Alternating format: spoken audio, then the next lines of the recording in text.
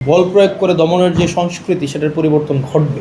এইভাবে দমন করা আপনারা হবিগঞ্জে দেখেছেন কিভাবে পুলিশ দিয়ে কিভাবে কর্মসূচিতে বাধা দেওয়া হয়েছে। এগুলো হচ্ছে পলিটিক্যাল ডিসক্রেডিট হিসাবে এই বিএনপির জন্য বিবেচিত হবে।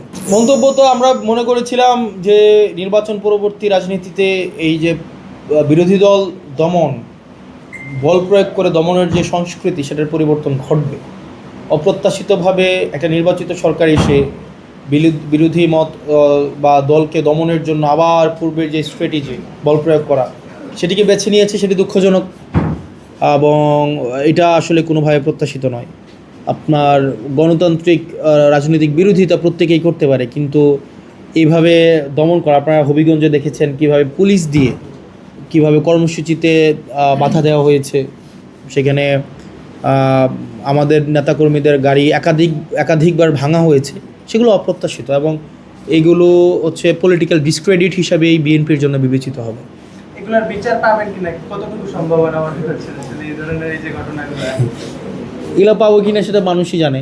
আমরা তো আসলে পলিটিক্যাল ডিসক্রেডিট মানুষই হচ্ছে এটার মূল্যায়ন করবে, জনগণ এটার মূল্যায়ন করবে। বাজারের বিষয়টাই হচ্ছে আমাদের জায়গার অভাব। আমরা একাধিকবার স্টেক হোল্ডারের সাথে কথা বলেছি। এই ক্ষেত্রে আমাদের যেটা সমস্যা হয়েছে, বাজারের জায়গা আমরা যদি এটাকে শিফট করে অন্য একটা জায়গায় নিতে পারতাম তাইলে এটা আমাদের জন্য সহজ হতো। এখন এই ক্ষেত্রে একটা অভ্যস্ততার ঘাটতি রয়েছে। আমাদের আলোচনা চলছে আমাদের স্টেক হোল্ডারের সাথে। আমরা মনে করি যে এটা একটা জায়গা আমরা ইনশিওর করতে পারি, কয়েকটা জায়গা আমাদের মাথায় আছে, তাইলে আশা করি এই জিনিসটাকে আমাদের হচ্ছে স্থানান্তর সম্ভব, একই সাথে সাথে জ্যাম সমস্যার সমাধান সম্ভব। আর 4 লাইনের কাজ যেহেতু এখানে একটা চলমান আছে, সেটা হলে আমাদের দেখা যাবে রুটস হাইওয়ে এই ক্ষেত্রে একটা ভিজিবল একটা পদক্ষেপ নেবে।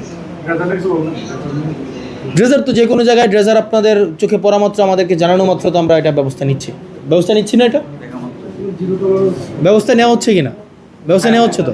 হ্যাঁ, তবে এটা সত্য যে আমি অস্বীকার করব না, এটা সত্য যে সব যে ঠিকঠাকভাবে হচ্ছে প্রতিনিয়ত সব আপনারা আমাদেরকে জানাতে হবে। আমরা যে ভুলের ঊর্ধ্বে, ব্যাপারটা এমন নয়। আমাদের আগ্রহ আছে, ইন্টেনশন আছে, পজিটিভ ইন্টেনশন আছে, দলমতের ঊর্ধ্বে উঠে কাজ করা।